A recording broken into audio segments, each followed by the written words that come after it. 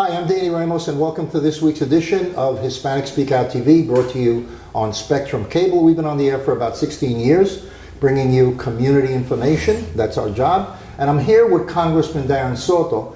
A lot of controversy, a lot of information, a lot of things going on in the Congress today. Darren is the representative. His office is up in Kissimmee. And we're going to talk about several subjects today. And the first one that we're going to hit is Puerto Rico and statehood. The status of Puerto Rico, which, by the way, we've been talking about this for like 50 years. 120 years. Well, I'm only talking about myself because when I was in New York and I graduated high school, they were talking about Puerto Rico statehood or Puerto Rico independence. And that was in the late 60s. Yeah. So we're still talking about it 50 years later.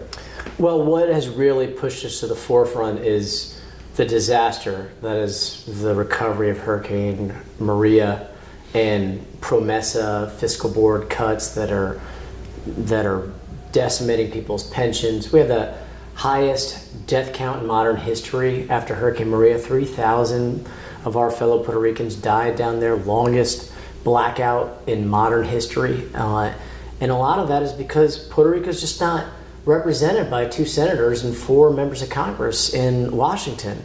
Now, meanwhile, you add in the fact that there's been 2 plebiscites that have both been for statehood, and then you add in the fact that we're already pushing for statehood in the U.S. House for the District of Columbia. There's an equality issue to that. How can we push for D.C. statehood and leave Puerto Rico behind? I certainly came to this with fresh eyes, and that I didn't have a position one way or another. Went down for the plebiscite in 2017, sought to be in compliance with law, and then adopted the position that was the result of the election. I have a lot of respect for independence too. My biggest concern is that the current status just isn't working. It is leading to this untenable situation that's literally killing people on the island. Mm-hmm. When you say, you said that you have a sensitivity towards independence, do you really think that Puerto Rico can survive economically as an independent? And don't you think Cuba and other Venezuela would try to move in on Puerto Rico to absorb them? So I have a lot of respect for the position. I personally don't have a problem with it if the people chose it. I think that there could be some problems compared to the enjoyment of being part of the United States that many Puerto Ricans enjoy.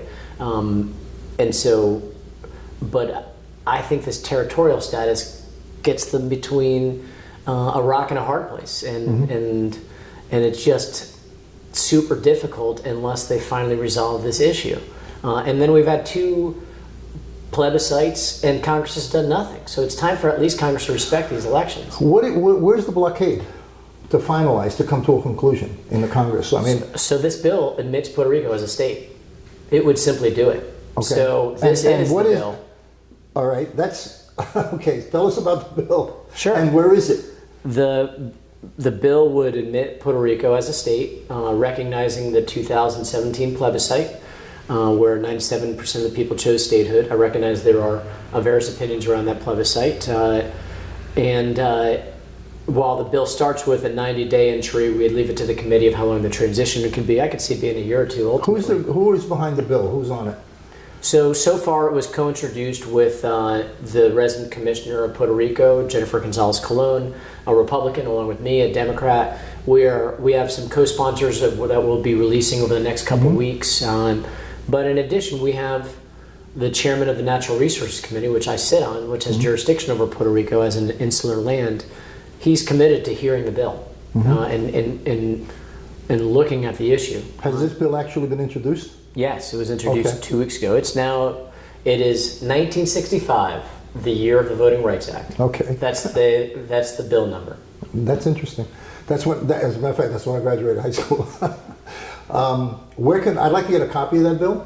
Sure. Your office can facilitate that for us? Absolutely, and there's the internet, which is readily available on there. That's Jesse's job. Yeah, so where's your biggest obstacle? Republicans? Who would be on the Republican side that's obstructing it? Are you at that point right now where there's a push against it? It's an interesting mix. So you have a poll came out yesterday in Politico that over 80% of Puerto Rican eligible voters in Florida are supportive of it. So a lot of people in the area are supportive, but you have some folks who are both very right-wing, who don't want to see him change his status. You have some folks who are Hispanic people? yeah, and then folks on the left side, some of whom are for independence, and I get that, which is why I have a lot of respect for it. I just think the territorial status is killing him, and let me give you a few examples. So we had the 936 exemption, where Puerto Rico built up this great pharmaceutical economy, and then DC just took it away because they could, and that led to this. When you say DC, you're talking about the Congress just took away that exemption that led to this. There's a lot of different reasons. I think there was some jealousy in the fact that Puerto Rico as a territory was getting all this business. There was apparently some rivalries in the Congress. But either way, Puerto Rico was powerless because it didn't have 2 U.S. senators, it didn't have 4 members of Congress to stop that. And then that led to the current recession. And even a lot of the debt is related to them propping up their Medicaid program because they get only 40-50% matches, which is less than the poorest state, Mississippi. That's what California gets. If Puerto Rico was a state, they would have got 90, 95%, maybe even 100% paid. Our veterans don't get TRICARE down there. Even Medicaid is lower benefits. They don't get the child tax credit unless they have 3 children or more. Earned income tax credit.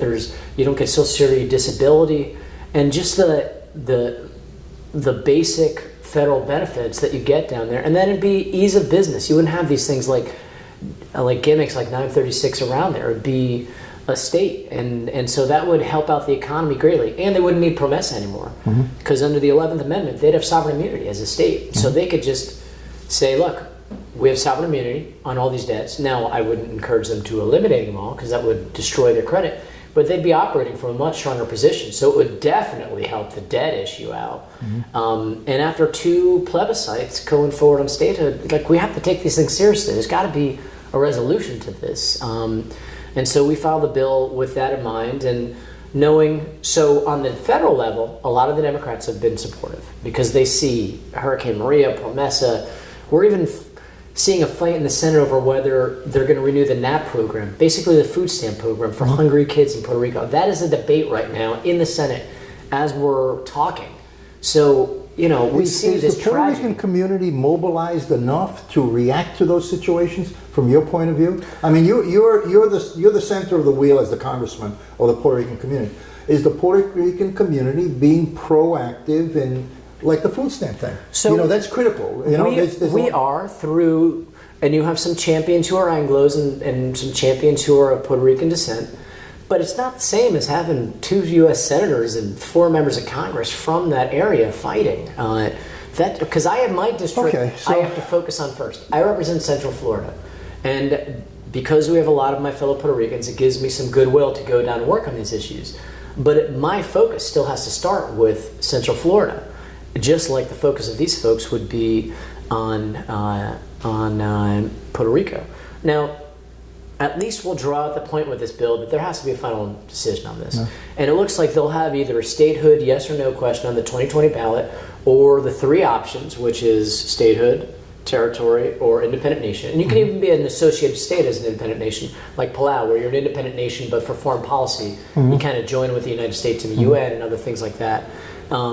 But the territorial status just killing the island. We're seeing it every day. And so as we're dealing with all these other issues that we'll talk about here with the introduction of the Puerto Rico recovery blueprint that I had, and the fact that we're going to come up with a big omnibus bill to deal with a lot of these different issues, from disaster relief to economic development to debt relief to benefit equality, that this is an underlying issue affecting all of this. Yeah. Okay, so now we're going, everybody's starting to gear up for the 2020 election for president. Okay? And Republicans are battling it out with the Democrats. My question to you is on that: is the presidential election obstructing or will obstruct the concept of Puerto Rico becoming a state, because Republicans perceive that 70 or 80% of Puerto Ricans on the island will vote Democratic? So first, this bill has forced this subject into the conversation. We've had Beto O'Rourke come out for statehood. We've had Senator Gillibrand from New York come out as well in favor. We've had Senator Sanders and others fall back in self-determination, even though they've self-determined twice already, and I guess we'll do it a third time in 2020. President Trump has said he's opposed to statehood on a couple occasions. Now, what's the basis for that? You know, he's been in a feud with both Mayor Carmen Yulín Cruz and Governor Rosselló, and he's taking it personal. Yeah. But you know, we got to keep plugging away because you never know. So back to the other issue. So in the Senate, there's some support. Governor or Senator Scott and Senator Rubio have said they're for statehood. They have not come out for this bill yet, but you know, now is the time to act. If they've been saying it on the campaign trail for years, but most of the Senate breaks down by party lines to a certain extent. But I don't think there's any guarantee you're gonna have two Democratic senators come from Puerto Rico. The resident commissioner is a Republican. Their governor is a Democrat. Their Speaker of the House is a Republican. And their Senate President is a Republican. Yet their majority leader in the Senate is a Democrat. So this idea that it's fixed already is, and that the delegation's a foregone conclusion is just simply not supported by the current leadership. Getting back to the economic situation, as a small Puerto Rican businessman, I face issues of trying to bring products in from Puerto Rico. It's a very difficult situation, especially if that product is an alcoholic product. Regardless of the way the laws are set up, some of the laws to me block products from coming in and block me from actively participating in the free enterprise system because of the way everything is set up.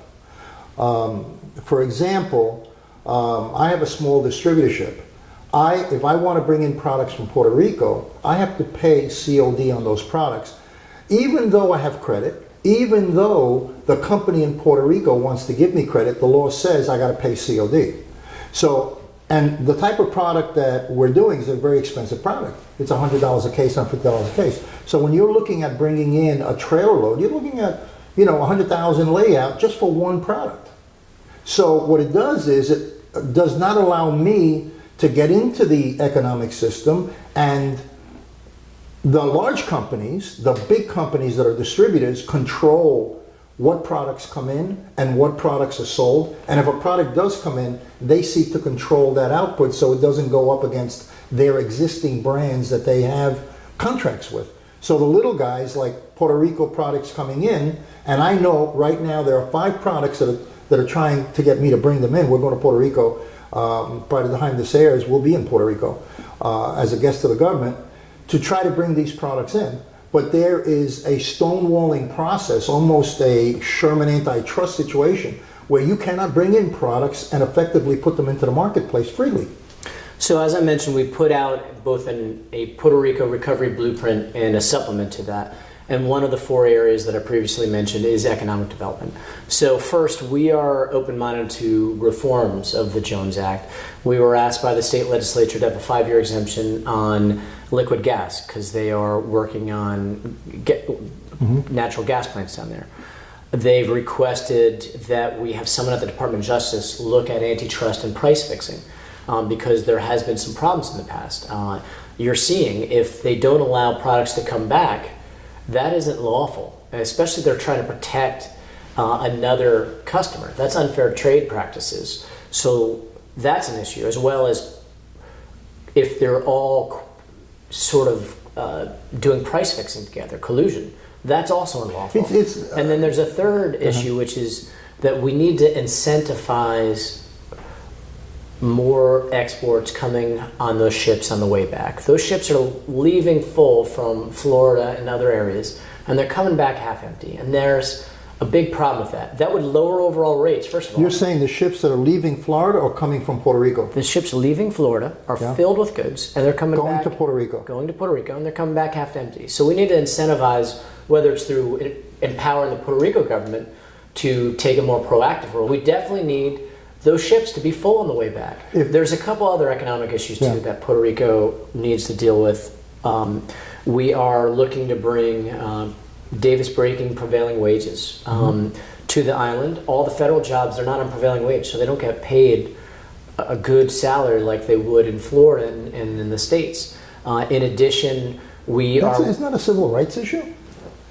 It's not a state, Danny. It's not a state. So they're not entitled to that stuff. You have to pass a law to do that. They would have otherwise been entitled to do it. You see these things coming up, and that's why it's this underneath issue. In addition, the energy sector, big potential for economic gain. Because before they were under oil and coal. And oil is a throwback to like Cuba and Venezuela days. Now we're going to natural gas, supplied by the United States, and renewables.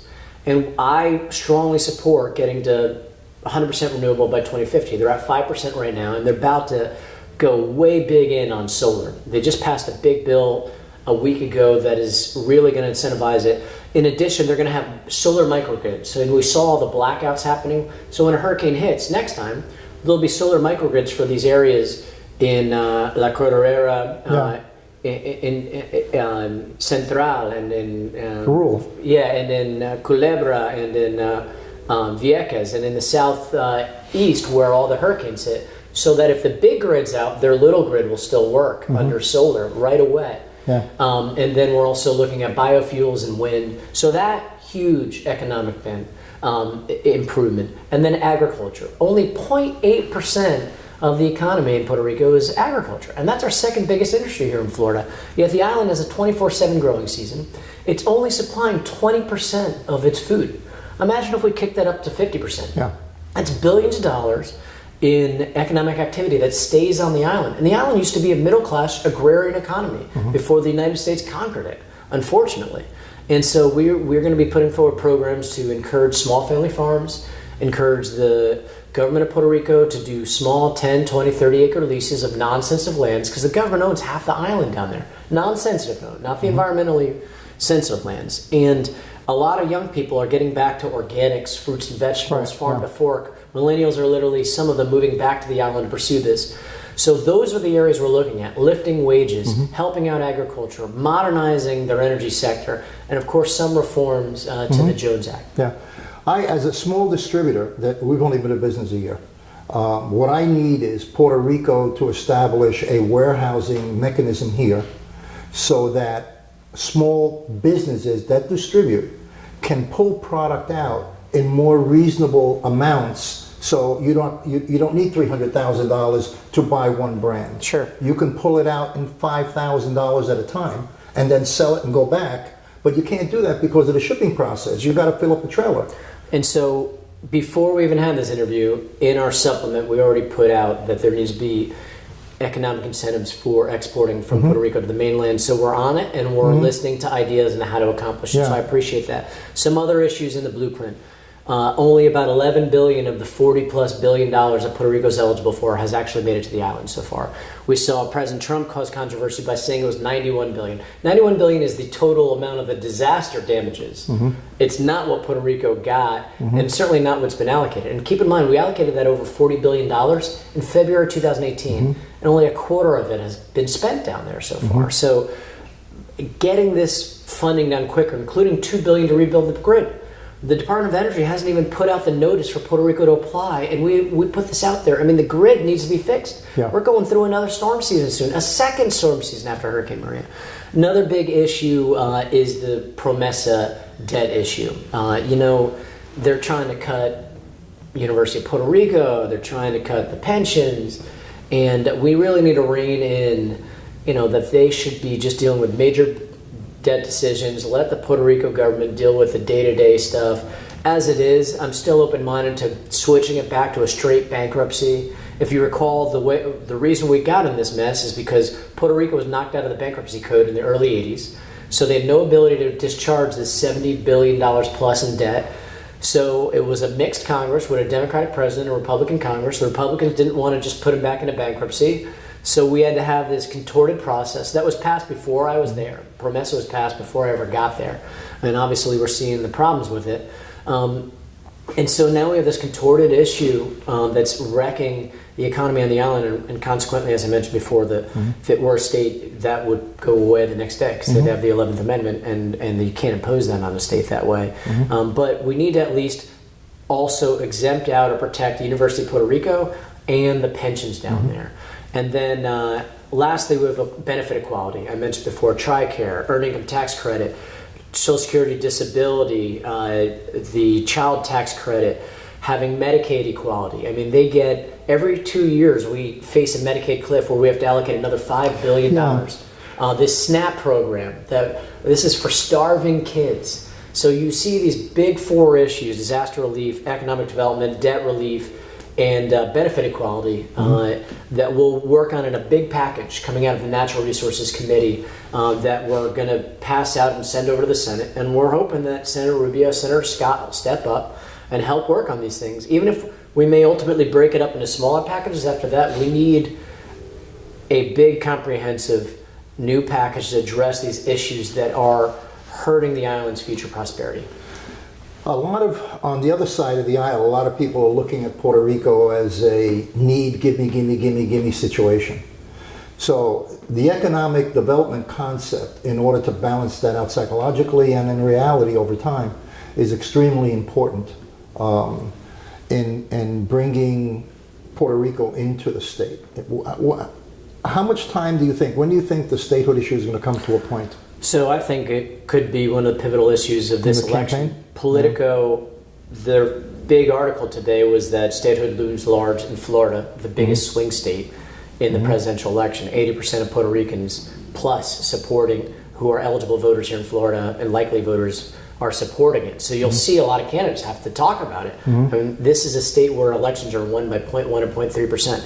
But I want to get back to something else you said. First of all, I think there is only one requirement to admit a new state. Congress shall admit new states, semicolon. It was so simple a process that our founding fathers didn't even make it a full sentence.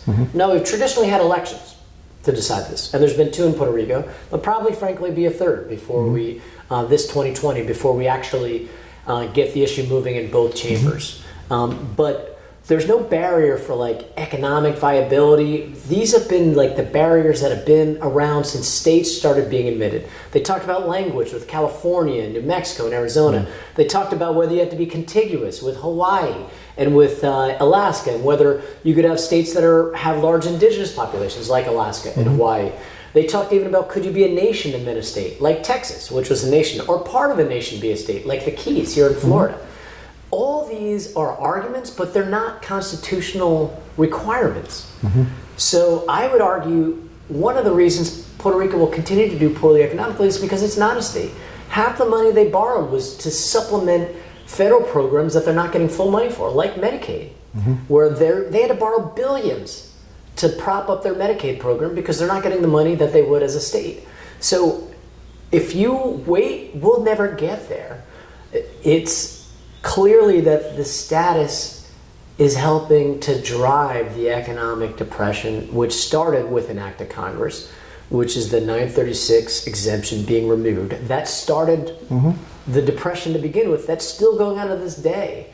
So all this is connected. Yeah. All right, Darren, I appreciate your time today.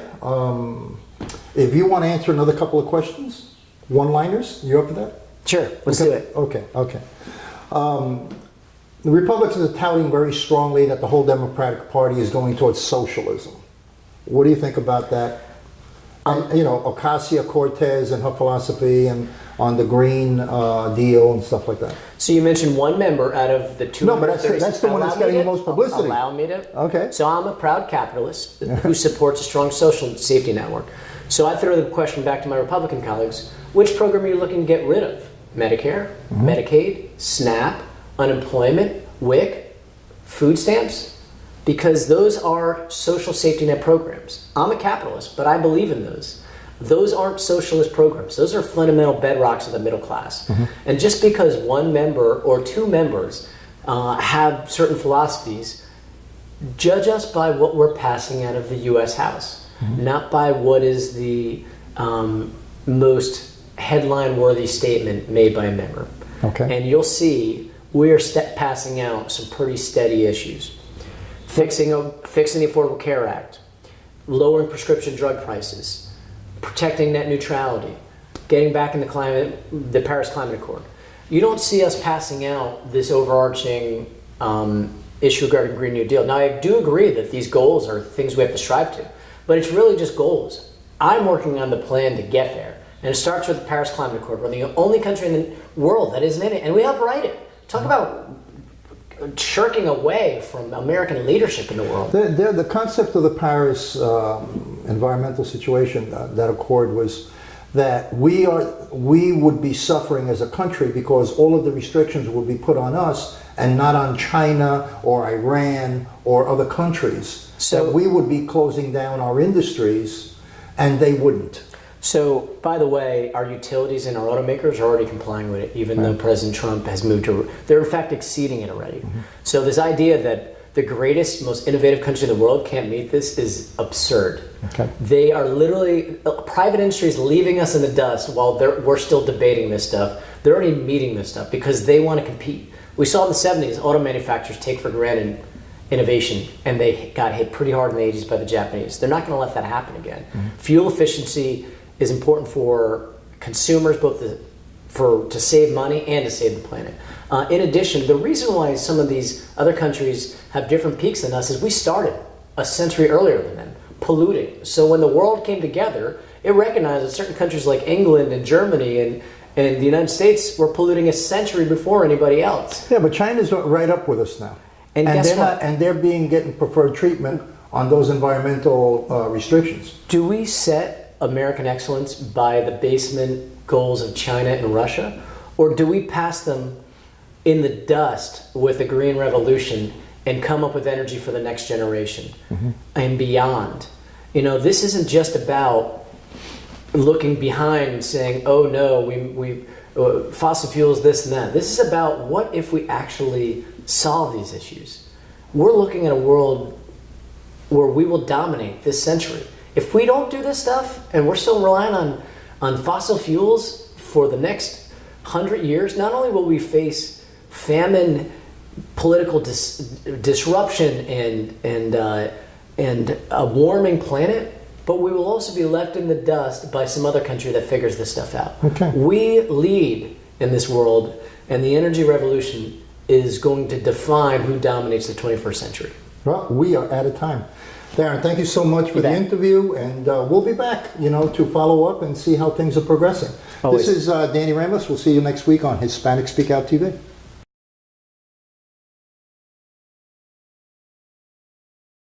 Pasco County is about to get another deputy in its ranks thanks to the employees at Wesley Chapel Nissan. I was there for the big check presentation and caught up with the dealership's owner, who also happens to have a badge. And we look forward to seeing him on the streets and serving our residents of Pasco County. Pasco County Sheriff's Office recruit Tyler Miller is officially following in his father's footsteps to become a Pasco deputy. And it's all thanks to the employees at Wesley Chapel Nissan. The dealership's giving nature trickles down from the top. We're at a time where it's really hard to get good in men, women, and recruiting them into our law enforcement.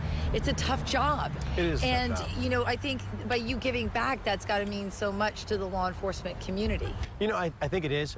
We have bought Pasco a few canine dogs. We're doing this sponsorship. We do a lot in Orange County. A lot of the things we do is actually under the radar because it's kind of weird. I don't want publicity for that. That's not what it's about. This grew a little bit in publicity because there was a dire need, and we responded rather quickly. And it just wasn't us. It isn't like I show up and just write a check. It's our employees. They were the ones that got the money. They got it amongst themselves. They said, we want to be a part of it. That's what makes me feel great. I mean, that shows that it's trickling down, and that's what I want to be known for. Rosario has a heart for law enforcement. In addition to running a top dealership in the Bay Area, Jay Rosario is a reserve deputy sergeant.